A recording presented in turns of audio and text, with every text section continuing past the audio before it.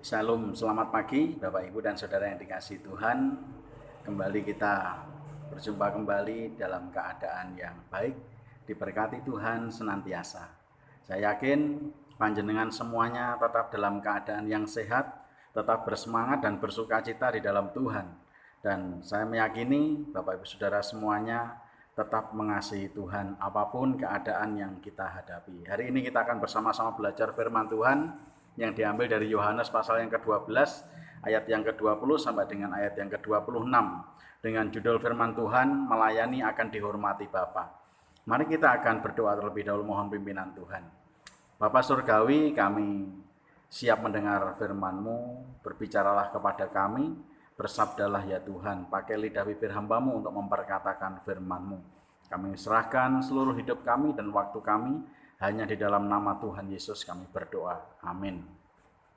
Nah, saudara yang dikasihi Tuhan, kita sering kali mendengar ada orang yang mengatakan kepada mereka yang bekerja dengan baik, yang menolong orang lain, atau yang melakukan perbuatan-perbuatan baik, nanti pahalamu besar. Semakin banyak perbuatan-perbuatan baik yang dilakukannya, akan semakin besar dan memperbesar pahala mereka di surga nanti. Ya.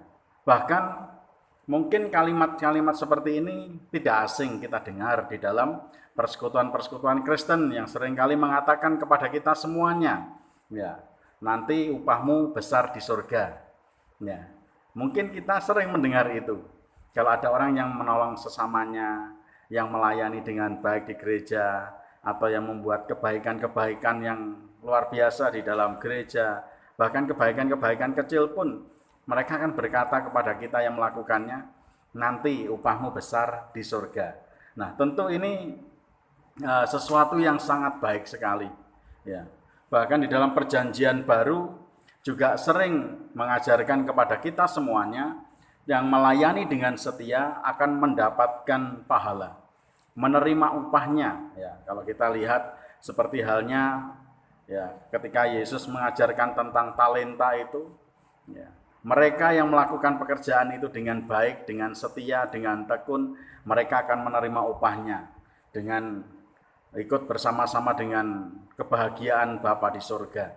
Kemudian mereka yang bekerja, ya, baik dari pagi, dari siang, sampai menjelang malam, mereka juga mendapatkan upahnya masing-masing seperti yang diajarkan oleh Yesus. Nah, tentunya upah atau pahala pasti diharapkan akan diterima oleh semua orang.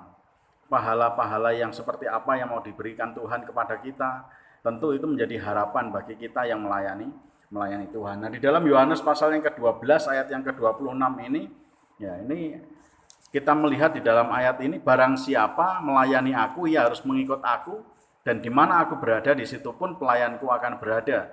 Barang siapa melayani aku, ia akan dihormati Bapa. Nah, perhatikan saudara yang dikasihi Tuhan, bentuk pahalanya adalah dihormati Bapa. Ayat ini tidak terfokus kepada Tuhan Yesus, tetapi pada orang-orang yang melayani Dia. Bahwa Allah menyediakan pahala yang besar bagi setiap orang yang sungguh-sungguh melayaninya. Nah, kira-kira kehormatan yang seperti apakah yang dijanjikan Allah kepada orang-orang yang melayani Dia? Ya. Kehormatan yang dijanjikan Tuhan, kok Tuhan sampai mengatakan, barang siapa melayani aku, ia akan dihormati Bapa. Ya.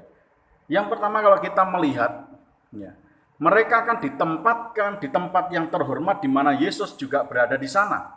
Ya. Kalau kita melihat di dalam Yohanes pasal yang ke-14 ayat yang ketiga, di mana aku berada, di situ pun mereka akan berada bersama-sama dengan aku. Berada di rumah tinggal yang sama di mana Yesus juga tinggal di sana, dan yang sekarang Dia menyediakan tempat itu bagi saudara dan saya dan orang-orang yang setia mengikuti Dia. Rumah kediaman surgawi yang indah, yang kekal, yang membahagiakan, ada disediakan Tuhan Yesus bagi kita yang melayani Dia. Ya. Ini kehormatan. Ya, sebab tidak semua orang akan mendapatkan itu. Ya. Mendapatkan tempat itu. Bagi mereka yang melayani Dia, percaya dan melayani Dia dengan sungguh-sungguh, akan mendapatkan tempat yang terbaik bersama-sama dengan Yesus. Ya. Sebab upah terbesar dan terbaik disediakan Allah di surga yang mulia. Ya, bukan di dunia ini Allah menyediakan berkatnya itu. Bukan di dunia ini Tuhan memberikan upahnya kepada kita yang melayani Dia. Kalau kita mengharapkan upah yang kita mau terima di dunia ini, ya tentunya nanti kita sama dengan seperti orang-orang Farisi. Ketika berdoa di pinggir-pinggir jalan, ketika mereka berbuat kebaikan, ya supaya dilihat semua orang, ya tentunya yang diterima adalah puji-pujian dari manusia saja. Tetapi upah yang sesungguhnya tidak mereka terima. Kemudian yang kedua, menikmati kemuliaan Allah untuk selama-lamanya. Ya. Di dalam Yohanes pasal yang ke-17 ayat yang ke-24. Ini adalah doa Yesus yang luar biasa untuk murid-muridnya. Ya, supaya mereka senantiasa menikmati kemuliaan Allah di mana Yesus berada bersama dengan semua muridnya di tempat yang sama untuk selama-lamanya dalam kekekalan menikmati kemuliaan Allah. Ya. Yang diharapkan semua orang, bahkan nabi-nabi yang dahulu pun ketika mereka mengharapkan bisa memandang kemuliaan Allah, mereka masih belum sempat menikmati itu. Tetapi mereka menikmatinya nanti ketika mereka bersama-sama dalam kekekalan bersama dengan Allah. Nah, ini yang Yesus minta kepada Bapa, supaya orang-orang yang melayani Dia beroleh penghormatan Bapa dengan menikmati kemuliaan Bapa bersama dengan Yesus. Ya. Yesus ingat kepada orang-orang yang melayani Dia, sehingga Dia meminta kepada Tuhan dengan sungguh-sungguh, Tuhan, aku mau mereka yang melayani aku dengan setia ini akan turut serta menikmati kemuliaan-Mu bersama dengan aku dalam tempat yang Engkau sediakan bersama-sama dengan Bapa. Ya. Ini dua berkat yang luar biasa sebagai upah dari orang-orang yang melayani Tuhan. Kehormatan yang diberikan oleh Allah kepada kita semuanya. Ya. Semua orang mencari, semua orang ingin mendapatkan itu, semua orang berusaha. Ya. Tetapi mereka tidak mau. Ya. Tidak mau melakukan apa yang Tuhan Yesus perintahkan. Apa yang diajarkan tidak dilakukan. Tetapi mereka mengharapkan upah itu di dalam kehidupan mereka. Nah, kita semua yang percaya kepada Tuhan, yang mengasihi Tuhan, diberi kepercayaan oleh Tuhan untuk melakukan pekerjaan-pekerjaan Tuhan.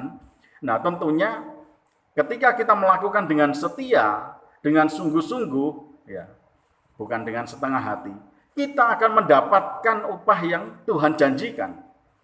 Itu jaminan yang pasti. Ya. Tetapi Tuhan mau kesungguhan hati kita ditunjukkan dan dibuktikan bahwa kita sungguh-sungguh melayani Dia.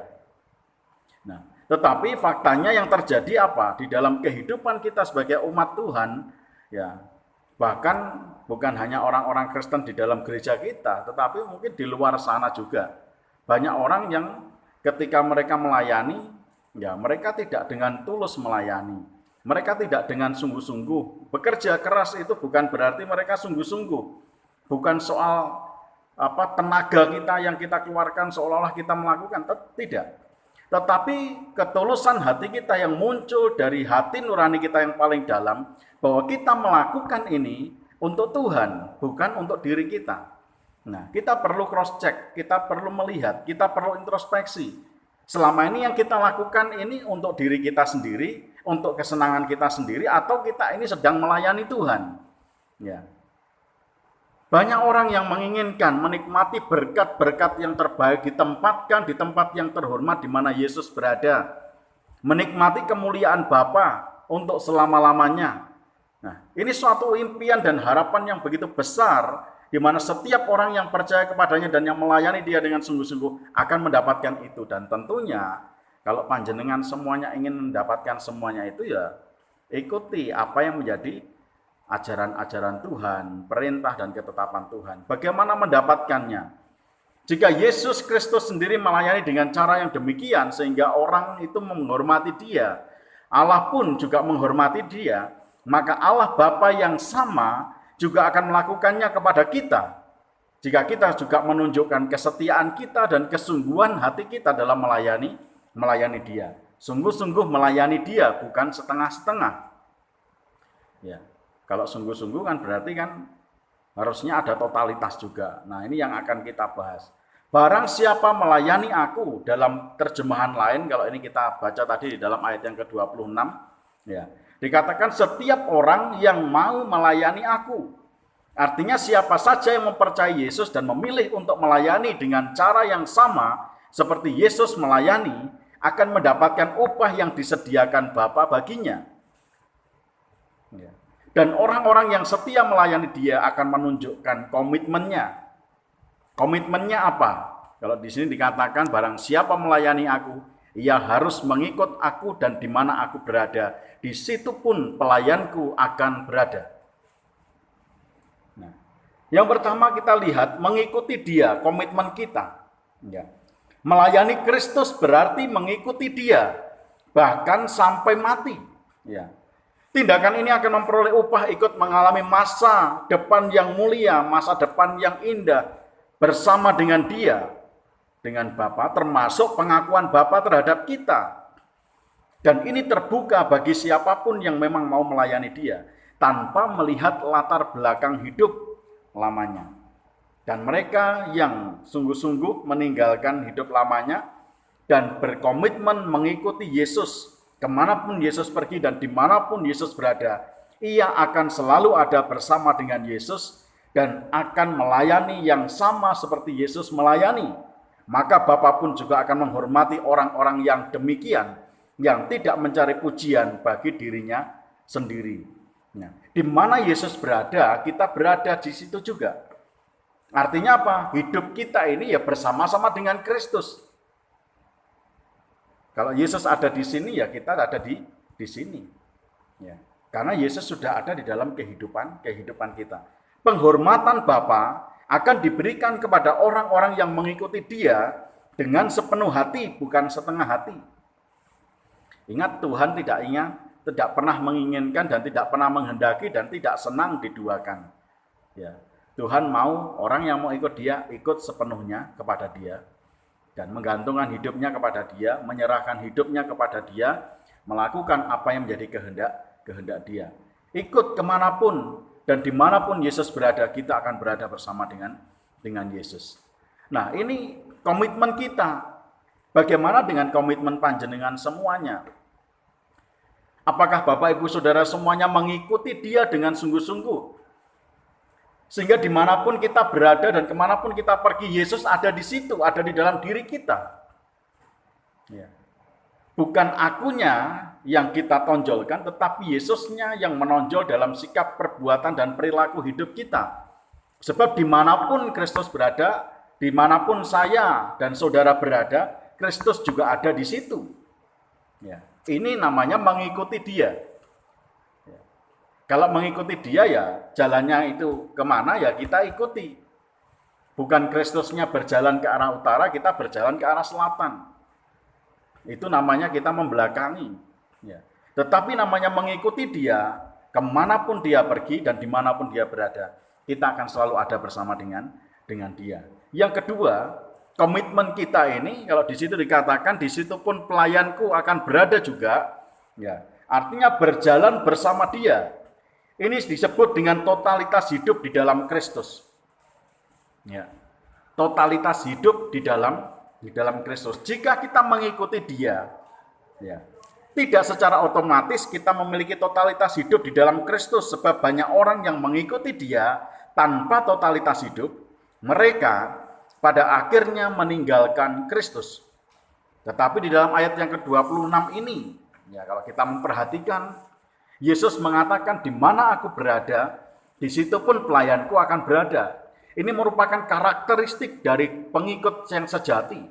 Ya. Dengan kata lain, Yesus mengatakan mereka akan tetap bersamaku. Bagaimanapun keadaannya, bagaimanapun situasi hidupnya, bagaimanapun kesulitan dan penderitaan yang dialaminya.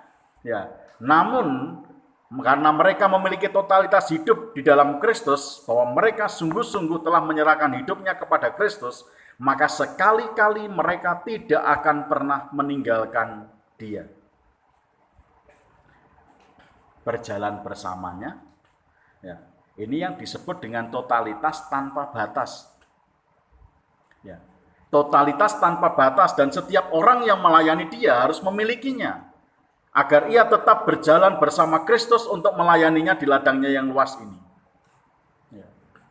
Nah, saudara yang dikasihi Tuhan, Jika kita hanya mengharapkan upah duniawi, ya, maka kita akan seperti orang-orang Farisi yang menabur di tempat yang terbuka untuk mengharapkan puji-pujian dari orang lain.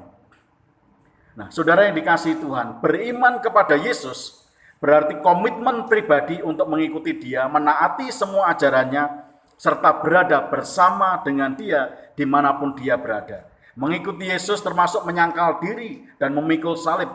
Jadi orang-orang yang melayani Dia akan sungguh-sungguh serta memiliki keseriusan dalam melayani, sebab hatinya melekat pada Yesus, tertuju kepada Yesus, dan senantiasa berpusatkan kepada Kristus, sebab ini sudah menjadi komitmen pribadinya untuk mengikuti Yesus. Nah, jika saudara ingin mendapatkan penghormatan dari Allah, dari Bapa kita yang ada di surga, hanya satu yang Tuhan minta, melayani Dia, tetapi dengan komitmen mau mengikuti Dia, mau berjalan bersama dengan Dia.